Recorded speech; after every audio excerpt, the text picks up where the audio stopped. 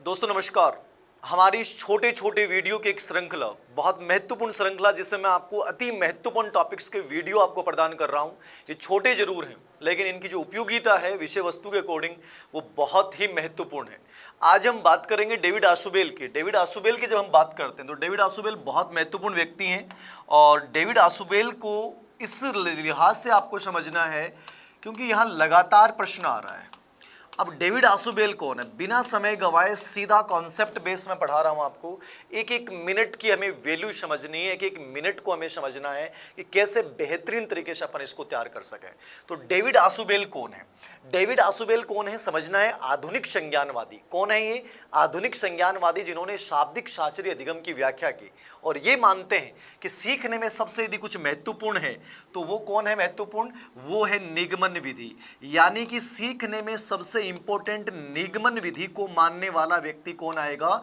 David आशुबेल आएगा। कौन आएगा? डेविड आशुबेल। तो डेविड आशुबेल जहां आता है वहां दिमाग में रखना है निगमन विधि। जहां जेरोम ब्रूनर आता है वहां क्या याद रखना है? आगमन विधि। जेरोम ब्रूनर ने आगमन विधि को महत्वपूर्ण माना और इन्होंने किसको माना? निगमन विधि को महत्वपूर्ण माना है। तो ये क्या है डेविड आशुबेल? इसकी साइकोलॉजी में, लर्निंग थ्योरी में क्या बड़ा योगदान है? तो सिंपल वे मैं समझा रहा हूं, केवल वही चीज बता रहा हूं जो एग्जाम उपयोगी है। बाकी डेविड आशुबेल पे अपने 1 घंटे चर्चा कर सकते हैं। तो डेविड आशुबेल ने निगमन विधि को महत्वपूर्ण माना। इसने क्या किया है? अधिगम के 4 प्रकार बताया। कितने प्रकार बताए हैं? 4 प्रकार। इन चारों प्रकारों को आपको समझना है कि डेविड आशुबेल के 4 प्रकार कौन सा है। समझिए, सिंपल सा कॉन्सेप्ट है इसका। अधिगम में आधुनिक संज्ञानवादी इनको माना जाता है। आधुनिक संज्ञानवाद में निगमन विधि को बहुत महत्वपूर्ण माना और अधिगम के 4 प्रकार बताए। पहला अभिग्रहण। अभिग्रहण क्या है? रिसेप्शन। कोई भी चीज को जब हम बोलकर लिख कर याद कर रहे हैं, स्पेशली याद रखना, कोई भी चीज को जब लिख कर हम याद करते हैं या सीखते हैं तो लिखकर सीखना वो कौन सा प्रकार होता है? अभिग्रहण होता है। तो पहला अधिगम का प्रकार इन्होंने क्या बताया? अभिग्रहण। अभिग्रहण का मतलब क्या है? रिसेप्शन का मतलब क्या है? कोई भी चीज को लिखकर याद करना। नंबर 2 पे आता है रटकर, रोट लर्निंग। रोट लर्निंग क्या है? जहां कोई भी चीज को आप रट कर, बिना समझे, सीधे यूं ही जैसा भी आ रहा है वैसे उसको बार बार रिपीट कर रहे हो, रट कर उस चीज को समझ रहे हो, यानी यांत्रिक तरीके से सीखना जो होता है वो कौन सा अधिगम होता है? Rote learning. पहला हो गया अभिग्रहण, लिख कर याद करना। रोट लर्निंग, बिना तरीके से सीखे, बिना समझे, केवल यांत्रिक तरीके से सीखना। तीसरा खोज करके सीखना। खोज करके सीखना। खोज करके सीखना क्या है? इन्वेस्टिगेटिंग थ्योरी क्या है? अब देखो यहां विवाद ये आता है कि जेरोम ब्रूनर ने भी डिस्कवरी लर्निंग की चर्चा की है, अन्वेषण अधिगम जिसे कहते हैं, और इन्होंने भी चर्चा की। अब आरपीसी ने पहले तो उत्तर माना था डेविड आशुबेल उसका, अभी लास्ट फाइनल आंसर की में उसका उत्तर मान लिया जेरोम ब्रूनर। तो ये विवाद का विषय है, सभी किताबों में अलग अलग है, याद रखना। तो ऐसे प्रश्नों पर लेकर ज्यादा कंफ्यूज होने की आवश्यकता नहीं है, क्योंकि ऐसे प्रश्न डिलीट होते हैं, लास्ट में जाके कोर्ट में चले जाएंगे बच्चे। तो ये दोनों ने इसका समर्थन किया है, जेरोम ब्रूनर ने भी और डेविड आशुबेल ने भी। तो इनका जो अधिगम था वो खोज करके सीखना।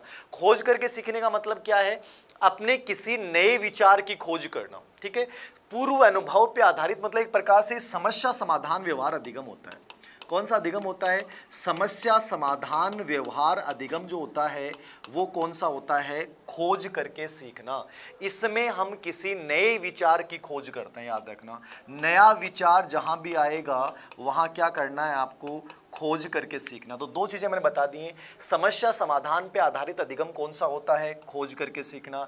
जहां नए विचार की खोज की जाती है वो कौन सा अधिगम होता है? खोज अधिगम होता है। तो सिंपल सा याद रखना, अभिग्रहण में लिख के याद करते हैं, रोट लर्निंग में अपन यांत्रिक तरीके से सीखते हैं, अभी खोज करके सीखने में अपन नए विचार की खोज करते हैं जो समस्या समाधान व्यवहार पे आधारित होता है, पूर्व अनुभव पे आधारित होता है।